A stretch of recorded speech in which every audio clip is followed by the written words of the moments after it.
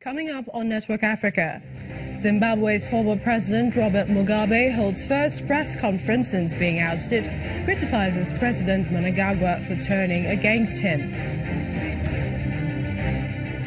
South Africa's prosecuting authority reinstates corruption charges against former President Jacob Zuma.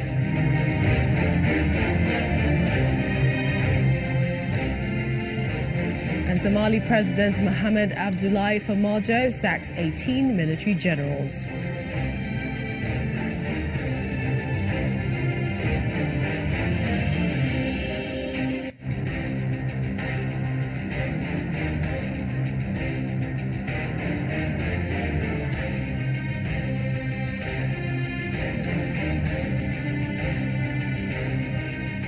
Joining us, welcome to the program. I'm Millicent Unwoka.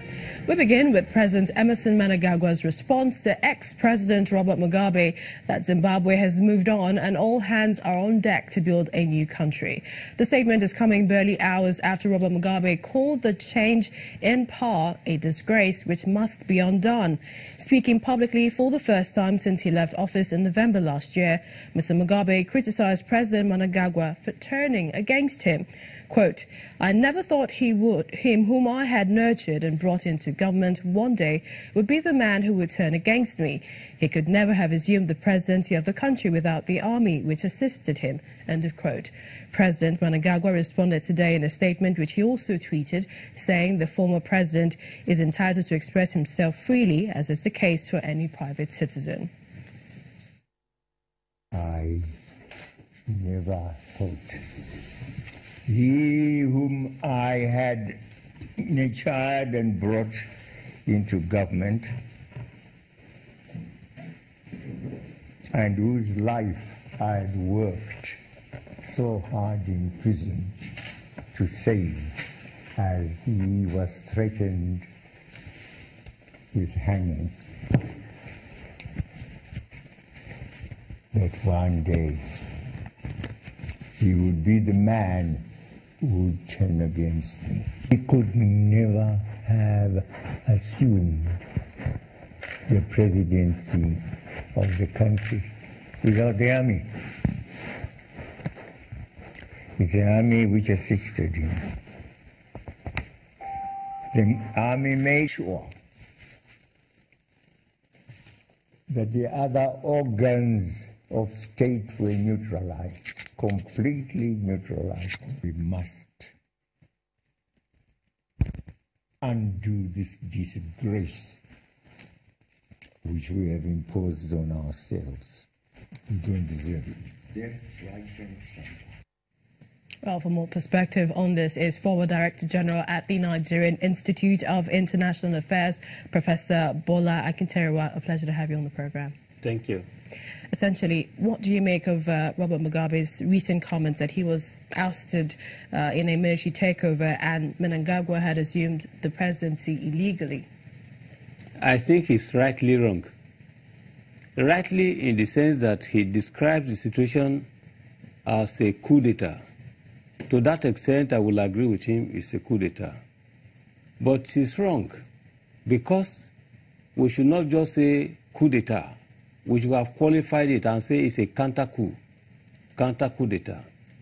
Why is it a counter-coup d'etat? It's simply because if you look critically at the three conditions defining what constitutes an unconstitutional change of government in Africa, you will discover that it's a counter-coup. One, the African Union set up a committee on constitutional change of government in Africa. And the committee defines constitutional change of government in three ways. One, when an elected government is replaced by mercenaries. Secondly, by rebels. Thirdly, when an incumbent government refuses to hand over power to a newly elected, democratically elected government. that will constitute, an unconstitutional change of government. But in this case, it was the military. Yes, but look, we are coming to that. The issue is simply that the third criterion, which is that an incumbent government doesn't want to leave power. Robert Mugabe attempted to force his wife, Grace, all right? That is the initial coup. Now the military came in to prevent the coup. So under normal circumstances, the mere fact that the military intervened, not just taking over, but he was put under house arrest. So in this case, the military came in at the level of counter-coup. But Mugabe himself started it by trying, all right, to impose, directly or indirectly, the wife, by trying to facilitate. So in this case, I think that he's only right to the extent that he was removed from power by the military.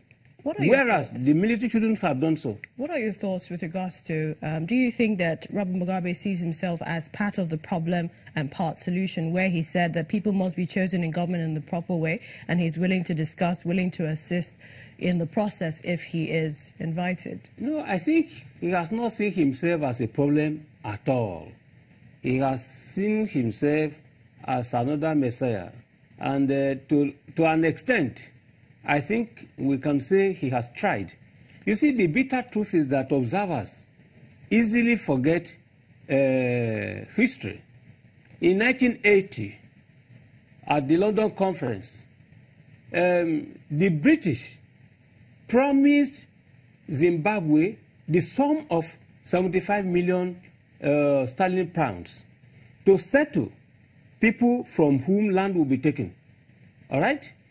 Britain only paid 1 million out of the 75 million. Now, because Britain refused to comply with an agreement reached at the London conference, which led to the independence of Zimbabwe in 1980,